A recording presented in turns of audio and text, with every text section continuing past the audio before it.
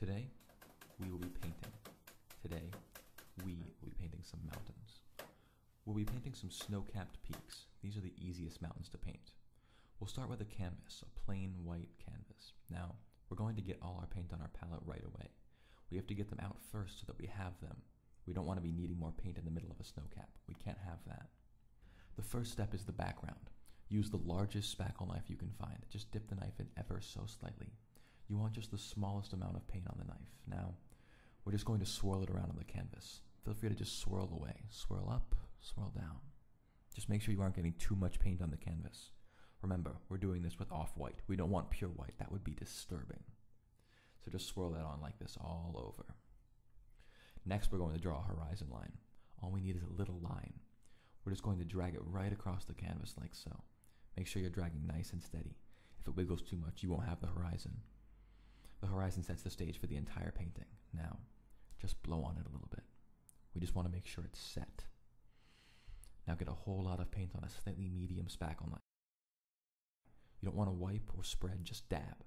Dab it all around the sky, just like so. We want to start our mountains now. They're the base of the whole picture. For these, we're going to use titanium white. This is the boldest color. We want the eye to focus on our peaks and then drift to everything else. The key to your bold, beautiful peaks is this slight upward pulling motion, just like this.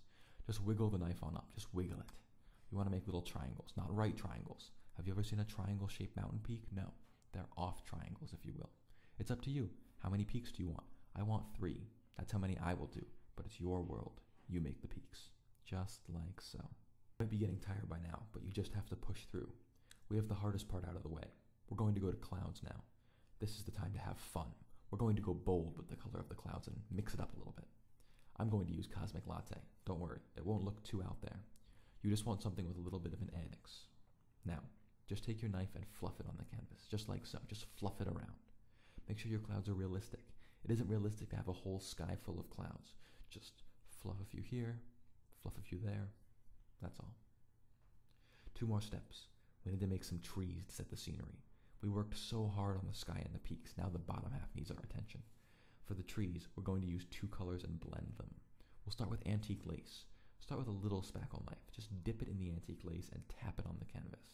Tap it up and tap it down to make some pine trees, just like so. Now, we're going to use a little toasted white to add some highlights.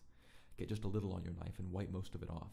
Then drag really fine lines up and down your trees. Not too many, just up and down like so. We're on the last step now, the finishing touches. We are going to snow cap our peaks. For this, we will use stark white. Do not confuse this with stork white. They are different colors. Only stark white will do. We're going to use a tiny little sponge, just like this one here. We're going to dab it in the paint towel. Then quick, before it dries, squish it onto your peaks, just like so. Don't hurry this step too much. Just squish the paint in. Now look at this masterpiece.